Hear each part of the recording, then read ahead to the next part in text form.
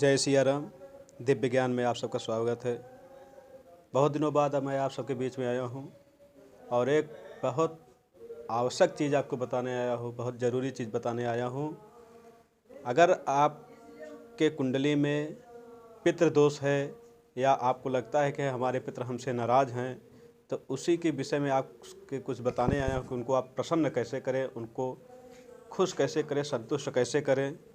इसी के निमित्त मैं आपको कुछ जानकारियाँ देने आया हूँ।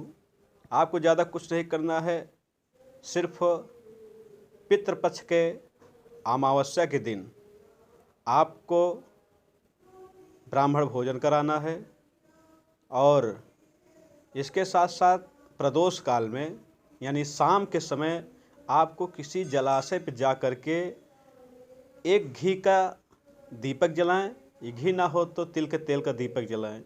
किसी भी जलाशय, नदी हो, बावड़ी हो, तालाब हो, कुआं हो, कोई भी जलाशय हो, उस जलाशय पर जा कर के आप एक घी का दीपक जलाएं।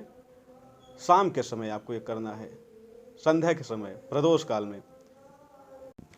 यदि आप अमावस्या के दिन ऐसा करते हैं तो आपके समस्त पितृ आपसे बहुत प्रसन्न होंगे और आपको आशीर्वाद देंगे।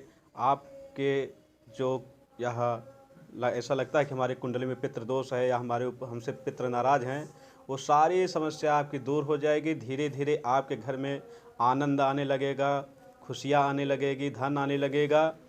क्योंकि पितृपक्ष का जो अमावस्या होता है, इसे हमारे शास्त्रों में सप्तत्रयी यज्ञ कहा गया है।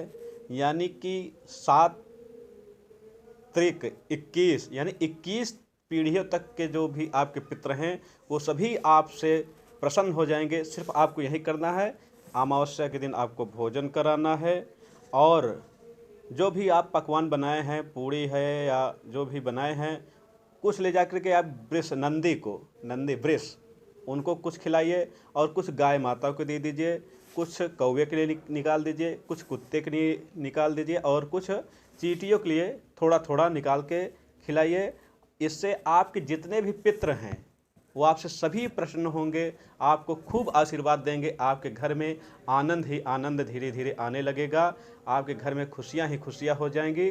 तो आप ये कार्य ज़रूर करें, ब्राह्मण को भोजन कराएं और वृष के लिए, गाय के लिए, कुत्ते के लिए, कौवे के लिए, चींटियों के लिए भी थोड़ा थोड़ा अन्न निकालें, भोजन निकालें। और प्रदोष काल में आप जा कर के दीपक अवश्य जलाएं, घी के दीपक अवश्य जलाएं। किसी भी बावड़ी में, चाहे नदी हो, तालाब हो, कुआं हो, कोई भी जलाशय हो। अगर आपके पास जलाशय नहीं है, आपके घर के पास जलाशय नहीं है, तो आप पीपल के वृक्ष पर भी दीपक जला सकते हैं। अगर पीपल का वृक्ष नहीं है तो बेल का अगर वृक्ष है तो उसके पास भी आप यह दीपक जला सकते हैं। ऐसा अगर आप करते हैं तो आपके घर में सारे आनंद आने लगेंगे, सारी खुशियाँ आने लगेगी। क्योंकि जिस घर से, जिसके ऊपर से अगर पितृदेव नाराज हो जाते हैं, उसके ऊपर देव भी कृपा नहीं करते हैं। जिसके पितृ अगर नाराज हो गए, उसके ऊपर देव भी कृपा नहीं करते, भगवान भी कृपा नहीं करते हैं। आप कितना भी पूजा पाठ यज्ञ अनुष्ठान करा ले, अगर आपके पितृ आपसे नाराज हैं तो आपकी बरकती कभी नहीं हो सकती, आपका घर में खुशियाँ आनंद कभी नहीं हो सकती। इसलिए आप पहले अपने पितरों को प्रसन्न करिए। और पितृपक्ष का यह जो श्राद्ध होता है अमावस्या का, इससे बढ़िया पितरों को प्रसन्न करने के लिए और कितनी तिथि कोई नहीं होती है। क्योंकि हमारे जो एक पूर्णिमा जो आता है और ये अमावस्या, पूर्णिमा जो है देवों के लिए होता है और अमावस्या हमारे पितरों के लिए होता है। तो आप पितृपक्ष की जो अमावस्या है, इस पे आप यह कार्य करें। इससे आपको बहुत बहुत आनंद मिलेगा, बहुत बहुत आपकी खुशियाँ मिलेंगी, आपका कार्य धीरे धीरे बनने लगेगा। बस यही आपके लिए मैं बताने आया था। फिर आपसे कभी मिलेंगे।